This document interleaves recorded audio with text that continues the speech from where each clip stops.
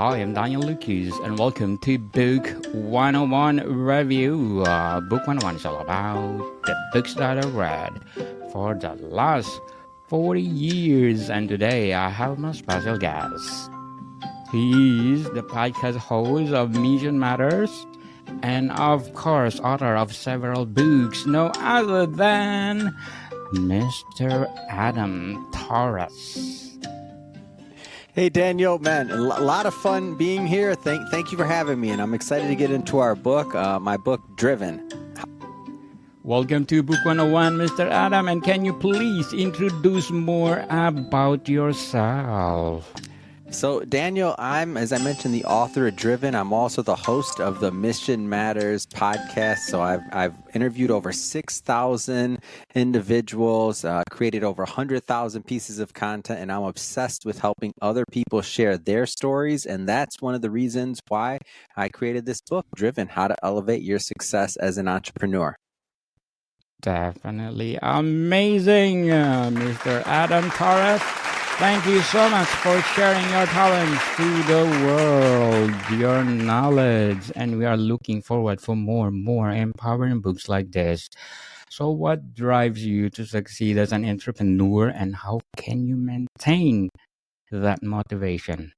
So Daniel, one of the things that I talk about in this book is really it's, if you think about the book, it's a tale of two different types of entrepreneurs. So there is an entrepreneur in this book, also the second author, which his name's Elliot, Kallen, and we have two different perspectives in terms of what drives us and what motivates us to success. So myself, I was considered more of the accidental entrepreneur. So someone who ended up being an entrepreneur who really hadn't planned on being an entrepreneur.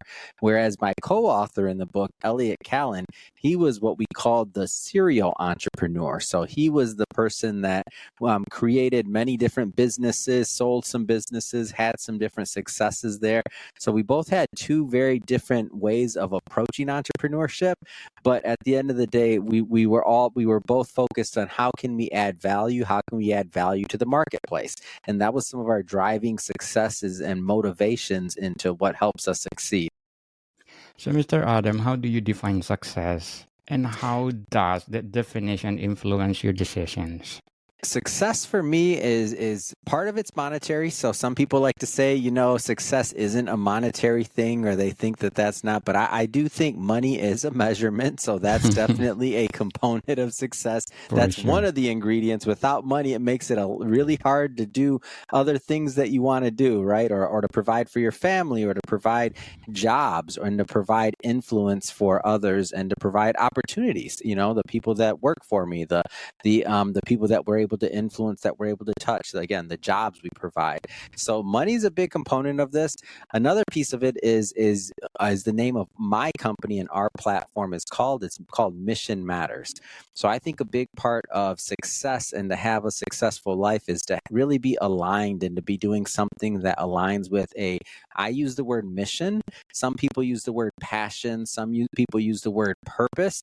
But for me specifically, I think if you're mission aligned in whatever you're doing, I feel like that's a big component or ingredient to success.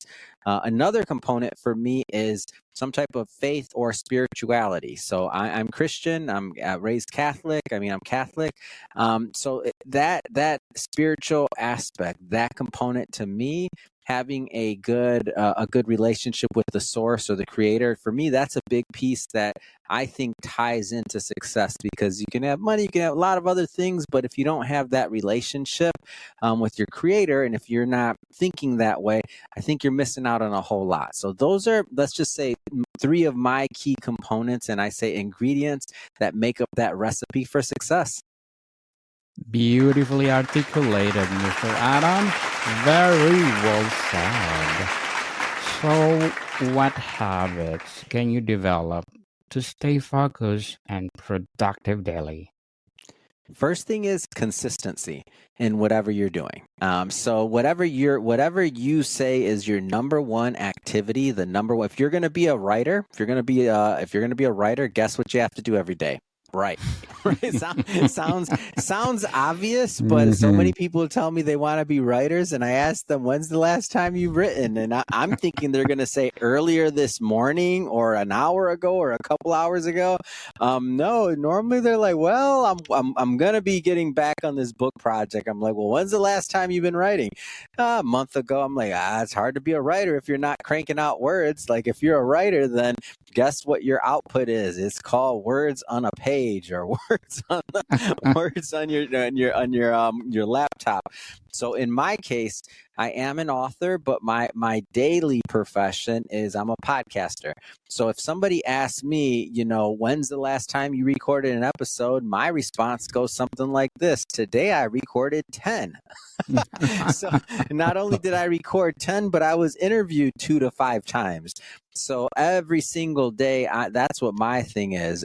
So for example, this year, I will record and distribute between 1,500 and 2,000 podcast interviews.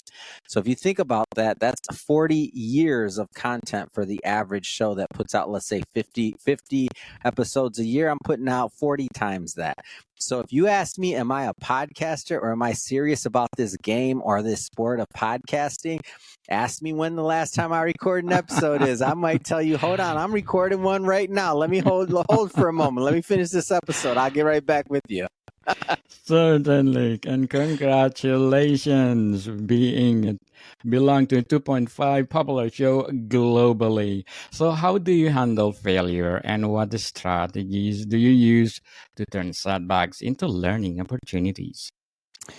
Failure is a learning opportunity, I would say. I mean, it hurts. There's an emotional connection to it. There can be a monetary connection to it. I mean, you lose a lot of money. Nothing's funny about that, right? And it hurts.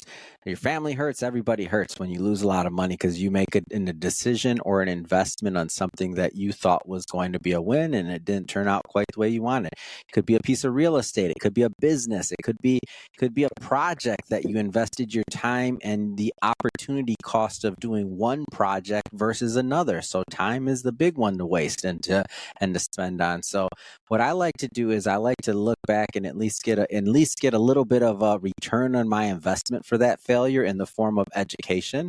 So I definitely want to reflect on, why didn't that work? Or what did all of it not work?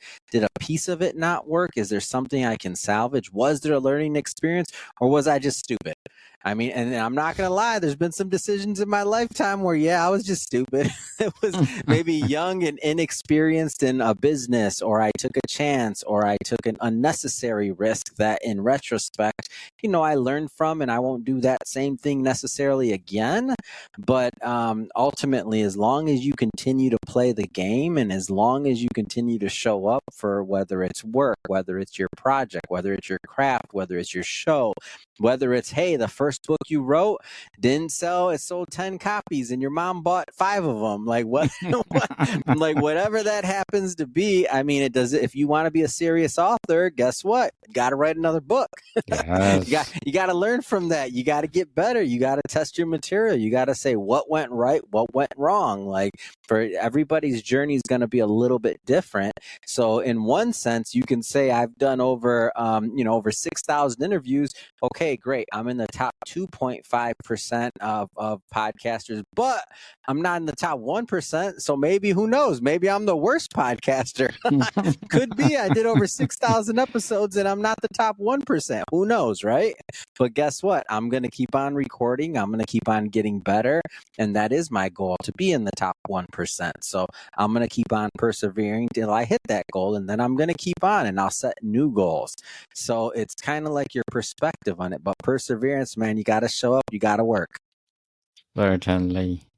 So how can you set clear, achievable goals that align with your long-term vision? I like setting short-term, mid-term, and long-term goals. So my short-term goal, for example, for this year is, or I should say my short-term, I like to go 1 year, 5 year, 10 year. So but you can even cut it down smaller. But my short-term goal this year is between 1,500 and 2,000 interviews for my show. That's my goal. And in doing that, I can break it down further and say, okay, that's at least 100 to 150 100, 125 interviews a month. I can look at it that way, but I more so look at it because I know I'm going to hit that goal. I've been doing that for years and I know I'm going to hit it, but it keeps me on track. So I know I'm going to do that. My 5-year goal, I just do the math. My 10-year goal, I know I want to do another 15,000 to 20,000 interviews. So as I hit these goals over time, I track them. I have a board at home where I literally a big old whiteboard, and I'm tracking every month how many interviews I did. And some people track revenue, some people track other metrics in their business. For me, I do that too. That's a given. But the number one activity I found that leads to more revenue, more business, a larger audience for my life and for my business is podcast episodes. That may be something different for someone else, but if you can find your one activity that you as a founder or you as a CEO can do that's going to make a difference in your life and in your business, and if you can track that one thing, not everybody may be able to attribute it to one thing. I happen to be able to do that, but that's after 9 years of testing, by the way. So that's after 9 years to figure out, oh, this is the one thing. I do less interviews, we have less revenue. I do more and I have it in the sweet spot. Guess what? We grow. So I was able to do that. But if you have a metric, it may not be one thing, it may be two, it may be three, but I don't feel like it should go much further than three. You got 3 things at the most that you're tracking as your core have to do's. I feel like things can go really well for you. Certainly. So, Mr. Adam, how do you prioritize tasks to ensure maximum efficiency and impact? I like to think about whenever I'm doing a task, is this something that I can do that I have to have my attention on, or is somebody else on my team able to do this? Or should we be outsourcing this to something like maybe a fractional employee, a part-time employee, somebody else that's better at doing this, or maybe even another company, a service provider. So all of these different things, every single time a new task gets put on my plate, I think about like, do I really need to be doing this? And I constantly reassess that. So as I reassess those tasks, over time, I get rid of some tasks. Over time, some new ones come on my plate. And then I think about, okay, should I be doing this? Or should I not be doing this? Can I have someone else on my team do this? And it's a constant cycle. It doesn't just stop at one point, but it's a constant cycle of rotating through that process of I'm doing these actions. Should I be doing these actions? And that'll change over time. Maybe an action that I'm doing right now, in the future I won't be doing because we'll have somebody else on the team that's either capable or better at doing that task than myself. So, for your latest book, Driven, what is major tips that you want to share to us? One of my major tips is to get started. I find that so many people let fear hold them back. And that fear sometimes, like I share the story about how we and our company originally started, and people may see me now and say, oh, okay, this guy, well, he has this certain personality that he's going to be able to do a podcast episode, or he's like, he wants to be in front of camera or this or that, but none of that's true. So I don't come from the entertainment background. In fact, and when I did my first show, I was so scared that I didn't even use my own name. I had a nickname that I used. In fact, being in front of a camera in the beginning and when I first started this, let me tell you, I did between 1,500 and 2,000 episodes before I would be in front of camera. Why? Because you turn on a camera, Daniel, and I'd be like, hey, welcome to I forget my name. I couldn't even introduce myself. So I had so much fear and stage fright. But now, many years later, I mean, I do both camera, I do audio, I do live and if anybody wants to see any of this, by the way, if you go on my Instagram, you'll see pictures, you'll see videos. Ask Adam Torres. You can see what I'm talking about. But I do live interviews in front of hundreds of people. I've been in front of audiences as big as 17,000. So now, but that's 9 years later.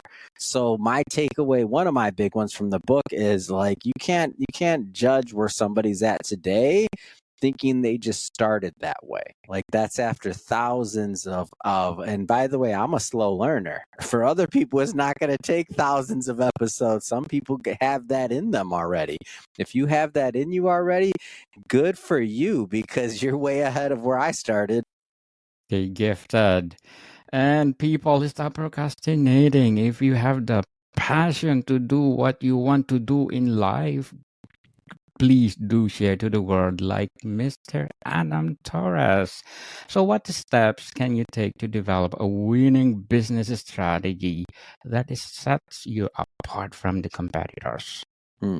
So, if we're talking about product, I like to think about what's unique in the marketplace that other people maybe aren't able to fulfill, and this doesn't mean a new invention. I'll give you one example of one of the products that we actively market and that sets us apart from the competition. So one of them is we have something that's called our event promoting and broadcasting program. And that's where we will work with conference organizers. So imagine there's a conference organizer, they have 100 different sponsors. They have all these different booths. They have all of this crowd and audience, and they want to find new ways to add value to their sponsors so that they can raise the price of their booths and what they're selling for their sponsors, but also add more value. So one of the things that we do is we'll go on site, we'll do interviews. I'll interview all of the different sponsors. We'll distribute it. There'll be podcast interviews. There'll be social media. There's an entire marketing program that goes with that. And guess what? We've managed to establish, to as far as I know, and I hope other people would do this because it's definitely a big, wide open ocean and it's a needed service. But as far as I can tell, we're the only company out there that's doing this. And think about it this way. What are we using? We're using a podcast. We're using interviews. We're using our distribution, but we're reinventing and repackaging that in a manner that puts us really as a very unique product because others aren't necessarily even offering it. So how did we come up with that? Well, we came up with it by thinking about how can we add value to the marketplace utilizing our gifts and what we want to bring to the market anyway, which in this case was interviews and social media and distribution. So we were already doing that. So then we went to our strategy was to go to where we could add the most value, and we saw the ecosystem of conferences. Boom, it was a match made in heaven. So when we think about now, you may not be doing interviews, you may have a completely different business, but use some of the same ingredients or components that I just mentioned, and think about how those do apply to you. So if you have a particular business, like where is there a need or a niche or some area that's not being served? If I didn't really examine that question, I could have easily said, well, there's 4 million podcasts out there. How can I do something different? It's saturated. It's this, it's that. Bull. Bunch of bull. Bunch of bull. I don't accept it. Whatever. Yes. I don't you could think like that, but that's not the truth. That's not reality. True. So, Mr. Adam, let's talk about leadership and team building. What leadership qualities are essential for driving business success, and how can you develop them? So I like to think about it as leading from the front is very inspiring. I like to follow leaders that are willing to get in the trenches, that are willing to get their hands dirty. I think that's super inspiring. I've just always followed that type of leader in my life, so I've always strived to be that type of individual as well. So an example of that would be the early days of Mission Matters in this company. Guess who was doing all the editing? I was doing the editing. I was doing the editing. Guess who was doing the social media? I was doing the social media.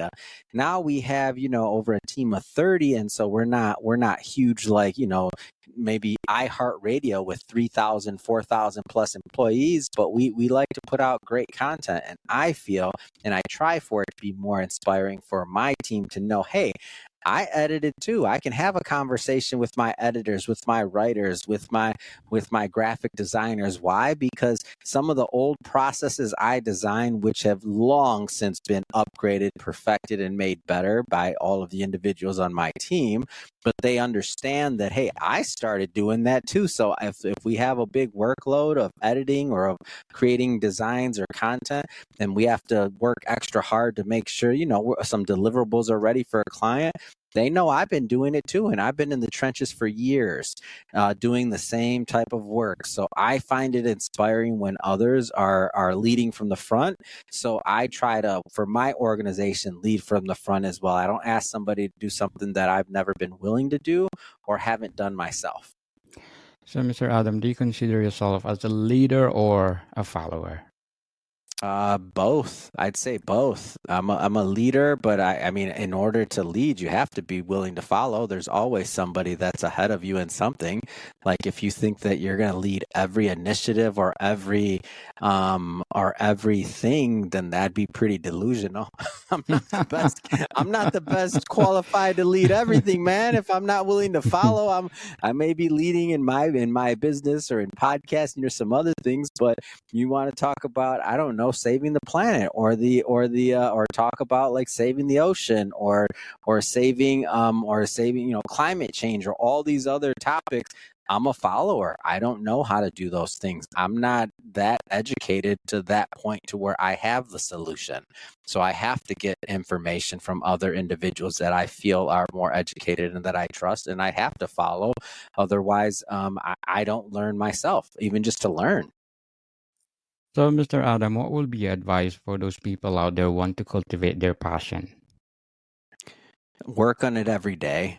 Like, gotta work on it every day. Like, and because that's how you're gonna really test it. Like, is it your passion or is it your hobby? Or is it something that I'll give you an example. Daniel, I've bought at least 5 guitars in my life. Every single time I buy a guitar, man, I saw a John Lennon movie the other day, and it was and he's playing the guitar and he's up there, and I'm like, I'm gonna get a guitar again. This time I'm gonna take guitar lessons, and this time I'm gonna learn, and this time I'm not gonna fall off the wagon. This time I'm not gonna stop practicing. Man, Daniel, I bought that guitar. I didn't even open the box. It's still sitting there. I'm traveling. I'm in Miami right now. I was in Las Vegas doing a gig earlier this week. I'm not learning. That's a hobby.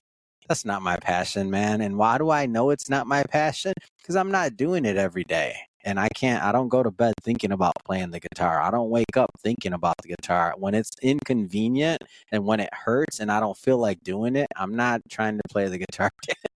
When I see the movie and I'm inspired and I'm like, oh my gosh, this is great. I want to learn how to play guitar too. Then I'm all in it. Why? Because it just feels good. And I might have gotten the dopamine hit just from buying it.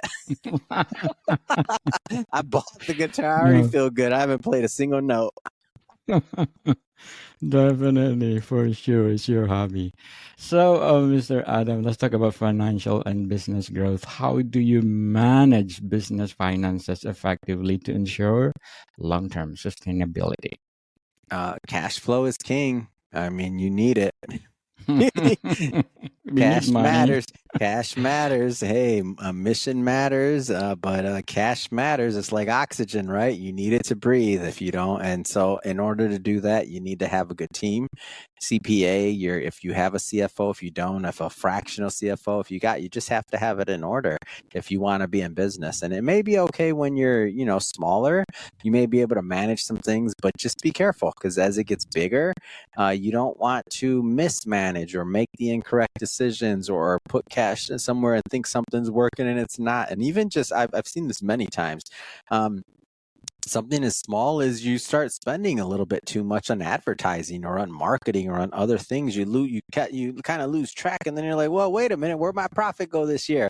And you're like, did I really need all those Facebook ads? What was our ROI on that? And you don't have a number and you don't actually know. I've seen many business owners do that, and it's like you can ruin a profitable business by and a good business by mismanaging your cash flow.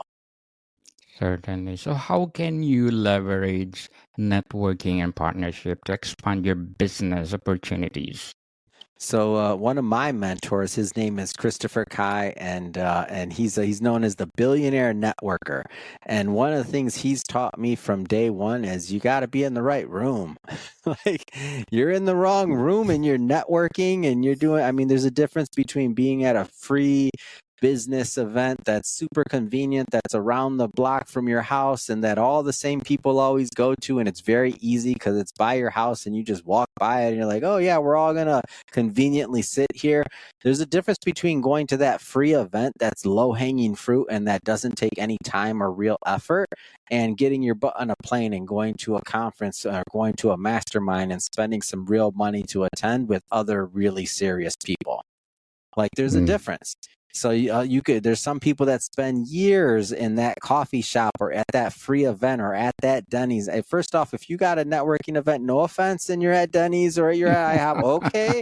But if it's free, there's no ticket, there's no buy-in from the people that are attending and they're there for free coffee. I mean, that's not the network that's necessarily going to move the needle. Not saying they're not good people, by the way, but we're talking about business here. So if you're going, like the people that I'm networking with and that I want to meet, they're not going for the free coffee. Their time is worth a lot more than coffee at the local coffee shop, right? They're doing big things. They're jumping on planes. They're going to the big cities. They're going to the big events. They're spending big dollars on tickets so that they can not only learn from the people that are there, but be around other people of that same mindset. Certainly. So, what role does continuous learning and personal development play in your success? It's mandatory. I mean, every year. I mean, think about things like right now, what's going on and the advances in AI.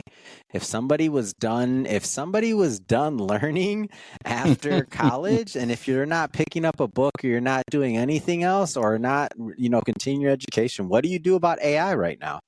How do you implement that in your companies as leaders? Like it's no longer, okay, my tech guy is going to deal with that or anything like that. If you're a CEO or a founder or a leader out there and you're not thinking of this, it's no longer can you just outsource it. That's a conversation now. Technology, specifically AI, is a conversation that affects every single person, from your assistant to your accountant to your lawyer to your every single piece of your business right now is going to be, or is already, depending on the size of the business, being affected by AI. And if you're not educated on it as a leader or a founder, and your assistant knows way more, and if everybody else at your company knows way more, how are you going to effectively make decisions on where to deploy capital and how to continue to stay on par or continue to take ground from your competition?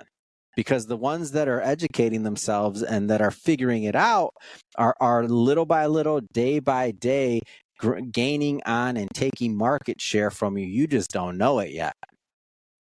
Yes. People, AI is like climate change too. It's everywhere on the globe. So before we wrap up our discussion, Mr. Adam, I'm inviting you to please do listen to my other podcast, Food 101, in its fifth season, people. Fifth season with my co-host, Chef Alessandro Juan, of specialty chef in one of the five-star hotel in downtown Toronto. Please do listen to our latest episode. We are reading our letter senders all over the world. So, Mr. Adam, how can you stay ahead of industry trends and technological advancements to remain competitive? I'd say go to conferences. I went to, for example, one of them that I like is CES in Las Vegas, the biggest tech conference. It's billed as the biggest tech conference in the world. Go to conferences, go and meet with other thought leaders in your field. Stay aware, read, like don't just put your head under a rock and think it's going to go away. I'm telling you, AI, all these things that you're hearing that are going to come, they're already here. they're already here. And the reason I know is I also have a tech show. So I mean, I have a tech show where I interview. I can't tell you how, I probably did 50 interviews on AI from AI experts this year. And we're even talking about, I've done a couple episodes on Web 4, which if you're listening to that and you're like, wait a minute, didn't we just get to Web 3? Yes, we did get to Web 3. And yes, it's still a thing. So is Web 2. So is Web 1. And I don't claim to be a technologist, by the way. I have a tech show. And so I learn from a lot of individuals that are way smarter than myself in that field. And what my aim and my goal is to ask questions so that I can learn, but also so that my audience can learn as well. And you can see, by the way, for everybody listening to my Instagram, Ask Adam Torres, that's a good way to connect and get involved with the content. But if you're not doing that, like going to conferences, having conversations, thinking about how to integrate technology into your business to make you more profitable, to give you more reach, or whatever your objectives are, then you're behind. And you don't want to be behind for too long, because then you become extinct. Certainly. Mr. Adam Torres, thank you so much for sharing your podcast, your books to the world. We are looking forward for more episodes to empower all over the world. So can you please invite our listeners to listen to your podcast and of course to support all your books? Absolutely. So everybody listening, really appreciate your time. Thank you, Daniel. Check me out on Instagram, Ask Adam Torres. There's a link there in the bio that connects to the books, the podcast, everything else. Again, Ask Adam Torres, and shoot me a DM. Let me know that you found me on Daniel's podcast and love to chat with you. Send me a message. Yes, people, let's support Mr. Adam Torres, because if you support him, of course, more empowering episodes, more empowering books to come. So, Mr. Adam, thank you for your time. Thank you, Daniel, man. Appreciate all you do. Appreciate you. More to come, people. See you soon.